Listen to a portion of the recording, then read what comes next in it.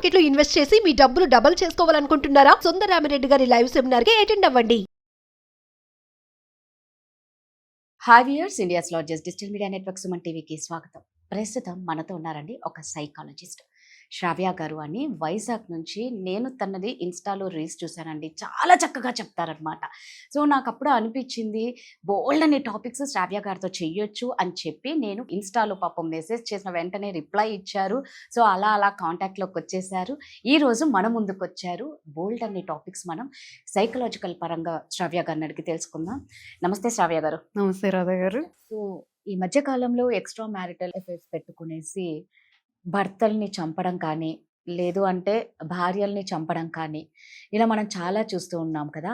ఇలాంటి టైంలో ఆ పిల్లల పరిస్థితి ఏంటి, సైకలాజికల్గా వాళ్ళు ఎలా ఉంటారు, దాని గురించి ఒక్కసారి శ్రావ్యతో మాట్లాడదాం. సో శ్రావ్య గారు, ఇందాక నేను అన్నట్లు ఈ ఎక్స్ట్రా మ్యారిటల్ లైఫ్లో ఎఫైర్స్ ఎక్కువ పెట్టుకునేసి ఇంట్లో భర్తను చంపేయడం, అలాంటి కేసెస్ మనం ఎక్కువ చూస్తున్నాం. భార్యల్ని చంపేయడం ఓకే, ముఖ్యంగా తల్లి, ఇందులో మనం ఎక్కువగా తల్లి గురించి మాట్లాడుకోవాలి, తర్వాత తండ్రి గురించి. అవునండి. ఒక తల్లి ఒక తండ్రిని చంపేస్తే ఆ పిల్లలు చూస్తూ ఉంటారు కదా. అవునండి. తండ్రిని చంపేశాక తల్లిని తీసుకెళ్ళిపోతూ ఉంటారు, తల్లిని చంపాక తండ్రిని తీసుకెళ్తూ ఉంటారు. అవన్నీ చూస్తూ ఉన్నప్పుడు పిల్లల మైండ్ సెట్ ఎలా ఉంటుందండి? రేపు ఫ్యూచర్ లో వీళ్ళకి ఎలాంటి ఎఫెక్ట్ పడుతుంది వీళ్ళ మీద? వెరీ గుడ్ క్వశ్చన్ అండి. ఇప్పుడు మామూలుగా మనకి ఇల్లు అంటే సేఫ్టీ కదండి. ఇల్లు అనగానే సేఫ్ స్పేస్ వస్తుంది. అమ్మ నాన్న అన్న కూడాను సేఫ్ స్పేస్ అనేది వస్తుంది. ఎప్పుడైతే ఇంట్లో ఇలాంటి గొడవలు అవుతున్నప్పుడు కానీ, ఎక్స్ట్రా మ్యారిటల్ అఫైర్ ఇంట్లో అవుతున్నప్పుడు కొట్టుకుంటారు కదండి ఒకరినొకరు పేరెంట్స్. చీటింగ్ విషయం బయటపడినప్పుడు కానీ ఒకరికొకరు చాలా చిన్న వయసులోనే అండి విట్నెస్ ఏంటి, చీటింగ్కి విట్నెస్ అవుతారు, అమ్మా నాన్న గొడవలకు విట్నెస్ అయిపోతారు. ఇవన్నీ కాకుండా అండి వాళ్ళకి మ్యారేజ్ అంటే ఇలానే ఉంటుంది, ఇంత స్కేరీగా ఉంటుంది అనేది చాలా ఎర్లీ ఏజ్లోనే ఒక స్టాంప్ లాగా అయిపోతుందండి. సో ఇలాంటి కేసులో ఏమవుతుంది అంటే కాన్స్టెంట్ ఫియర్లో ఉండిపోతారండి పిల్లలు. నేను ఇందాక చెప్పినట్టు ఇల్లు అనేది సేఫ్ స్పేస్ లాగా ఉండాలి, అమ్మ నాన్న సేఫ్ స్పేస్ లాగా ఉండాలి. ఎప్పుడైతే ఇన్ని గొడవలు అవుతున్నప్పుడు వాళ్ళు హైపర్ విజిలెంట్గా ఉంటారండి. అంటే ఏంటి, ఎప్పుడు ఏ గొడవ అవుతుందా, ఎప్పుడు అమ్మ నాన్న కొట్టుకుంటారా, ఇంత హైపర్ విజిలెంట్తో ఉండడం వల్ల అండి చిన్నప్పుడే యాంగ్జైటీ డెవలప్ అయిపోతుందండి. ఇవన్నీ చూసి చూసి పిల్లలు రెండు రకాలుగా తయారవుతారండి. ఒకటి సేమ్ బిహేవియర్ అడాప్ట్ చేసుకోవడం, సేమ్ ఇంట్లో ఎలా అయితే గొడవలు అవుతున్నాయి, అరుచుకోవడం, కొట్టుకోవడం, అబ్యూస్ చేసుకోవడం, ఇవి అడాప్ట్ చేసుకుంటారు ఒక రకం. ఇంకొకరు ఏంటంటే జడిసిపోతారండి, విపరీతంగా భయపడిపోతారు. ఎంత భయపడిపోతారంటే వీళ్ళకి బయటికి వెళ్ళి ఏ పని చేయాలన్నా భయమే, ఒక ఆటో ఎక్కాలన్నా భయం, ఏం చేయాలన్నా భయం, అంత అంత భయపడిపోతుంటారండి. రెండు రకాలుగా మారుతారు. ఇంకానండి ఇన్ని చూశాక అన్నోయింగ్లీ అలాంటి రిలేషన్షిప్స్లోకి వెళ్తారండి వీళ్ళు. ఎందుకు, వాళ్ళకి అలవాటు అయిపోయింది అలాంటిది. వైలెన్స్ అనేది నార్మల్, వాళ్ళకి ఇంట్లో చూసేశారు వైలెన్స్ నార్మల్, గొడవలు నార్మల్, వాళ్ళు చూసిన ప్రేమే అలాంటి ప్రేమ.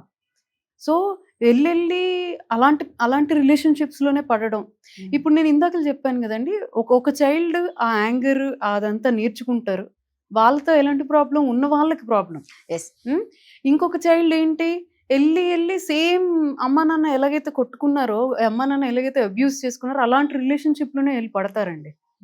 బికాజ్ వాళ్ళకి అది నార్మల్, చిన్నప్పుడు అలవాటు పడిపోయారు అలాంటి బిహేవియర్కి. సో వెళ్ళి అలాంటి రిలేషన్షిప్లోనే పడతారు. సో శ్రావ్య గారు, ఈ ఎఫైర్స్ వల్ల కానీ, సెపరేషన్ వల్ల కానీ పిల్లలు ఎలా ఫీల్ అవుతూ ఉంటారు? పిల్లలు చాలా ప్రభావం ఉంటుందండి. ఫస్ట్ ఆఫ్ ఆల్ మామూలుగా సొసైటీకి మాట్లాడుకోవడానికి అదొక పెద్ద టాపిక్, ఎవరిది తప్పు అనేది. పిల్లలకి కూడా అదే ఉంటుందండి, అమ్మ తప్ప నాన్న తప్ప. వాళ్ళు కూడా సేమ్ కన్ఫ్యూజన్లో ఉంటారు.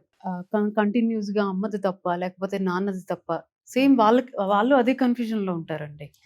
సో వీళ్ళకి నిజంగా ఇలాంటివన్నీ చూస్తే ఫ్రెండ్స్తో ఎలా పాపం ఎలా మూవ్ ఆన్ అవ్వగలుగుతారు వీళ్ళు? కరెక్ట్ అండి. అంటే ఒకటి సైకలాజికల్ చాలా డ్యామేజ్ అండి. ఇన్ని గొడవలు ఆడుకున్నప్పుడు ప్రేమ దొరకదు, ఎమోషనల్ అవైలబిలిటీ దొరకదు. ఇవన్నీ దొరకనప్పుడు ఏమొస్తుందండి, హంగర్, డెస్పిరేషన్ వస్తుంది, బయటకు వెళ్ళి వెతుక్కోవడానికి చూస్తారు.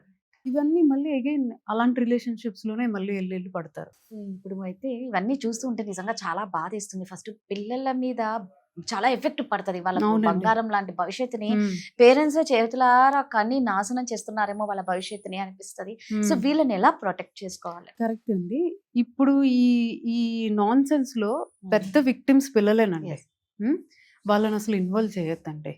పిల్లలు లేనప్పుడు మీరు గొడవలు ఆడుకోవద్దు నేను అనట్లేదు. పిల్లల ముందు అసలు ఏమీ చేయొద్దు. వాళ్ళు స్కూల్కి వెళ్ళిపోయాక మీకు ఏం గొడవలు ఉన్నా గొడవలు ఆడుకోండి. ఎందుకంటే ఆల్రెడీ అక్కడ డిస్టర్బ్డ్ మ్యారేజ్. ఆ డిస్టర్బ్డ్ మ్యారేజ్లో అసలు వీళ్ళని ఇన్వాల్వ్ చేయొద్దండి.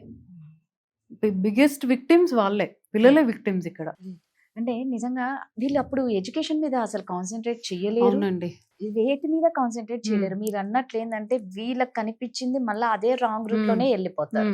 చిన్నప్పుడు ఏదైతే అలవాటు పడ్డారో ప్రేమకి, ఎలాంటి ప్రేమ అయితే నార్మల్, వైలెన్స్ ఇస్ నార్మల్ వాళ్ళకి. అమ్మ నాన్న కొట్టుకోవడం నార్మల్. నిజంగా తలుచుకుంటేనే బాధగా ఉంది. అన్నీ ఉన్న ఇంకా పేరెంట్సే ఇక్కడ ముఖ్య కారణం. మీరు అన్నట్లు అవునండి. సేఫ్ ఏంటి అంటే ఇల్లు, పేరెంట్స్. పేరెంట్స్. అదే సేఫ్ లేనప్పుడు వాళ్ళ భవిష్యత్తు మొత్తం మనమే నాశనం చేసినట్లు ఉంటుంది. నిజంగా శ్రావ్య గారు చెప్పినట్లండి, కొంచెం పేరెంట్స్ మాత్రం చాలా జాగ్రత్తగా ఉండండి. మీకేమన్నా గొడవలు పడాలి అనిపిస్తే వాళ్ళు స్కూళ్ళకి వెళ్ళాక పడండి. నిజంగా కొంతమంది అత్త కోడలు కూడా పిల్లల మీద పడడం వల్ల పిల్లలు ఈ నానమ్మకి ఇంపార్టెన్స్ ఇవ్వట్లేదు. అవునండి. అవును. బికాస్ తను పిల్లల ముందర వాళ్ళ అత్తను అరుస్తుంది, కంప్లైంట్స్ ఇవ్వడం అత్త కోడల మీద, కోడలు అత్త మీద. ఫస్ట్ ఆఫ్ ఆల్ వాళ్ళకి కన్ఫ్యూజన్ వచ్చేస్తుందండి. ఎవరిది తప్పు అనేది వాళ్ళకి ఆ ఎనాలిసిస్ చేసేంత వయసు కాదు అది. ఆ కన్ఫ్యూజన్ లోని బయటికి వెళ్ళి అదే ఉంటది. ఆ కన్ఫ్యూజన్ స్కూల్కి వెళ్ళాక కూడా మీరు పేరెంట్స్ ఇద్దరు గొడవ ఆడేసుకుంటారు పిల్లల ముందు. స్కూల్కి వెళ్ళాక దాని రోజంతా ఆలోచిస్తూ ఉంటారు. అక్కడ ఎందుకు అంత గొడవ అయింది, ఎవరిది తప్పు, అమ్మ ఓవర్ రియాక్ట్ అవుతుందా, లేదంటే నాన్న ఓవర్ రియాక్ట్ అవుతున్నారా, లేకపోతే నానమ్మ ఇక్కడ ఓవర్గా రియాక్ట్ అయిందా, ఇవే ఆలోచనలో ఉంటారు కదా. స్కూల్కి వెళ్ళాక కూడాను మీరు గొడవ ఆడేసుకుంటారు, గంటలో మర్చిపోతారు. పిల్లల మీద అది ఎంత ఇంపాక్ట్ ఉంటుంది. సో కరెక్టే అండి మీరు అన్నట్టు. పెద్దవాళ్ళు గొడవలు పడి మర్చిపోతారేమో కానీ పిల్లలకి అది మైండ్ లో అలాగే పడిపోతుంది. అంత లేత మనసులు ఉన్న పిల్లలతో మనం ఎంత బాగా కనెక్షన్ పెట్టుకుంటే వాళ్ళ లైఫ్ అంతా బాగుంటుంది. దయచేసి ఇంట్లో మాత్రం పిల్లల ముందర ఎటువంటి గొడవలు జరుపుకోకండి, పిల్లలకి ఎఫెక్ట్ అవుతుంది. థ్యాంక్ యూ శ్రావ్య గారు. థ్యాంక్ యూ అండి.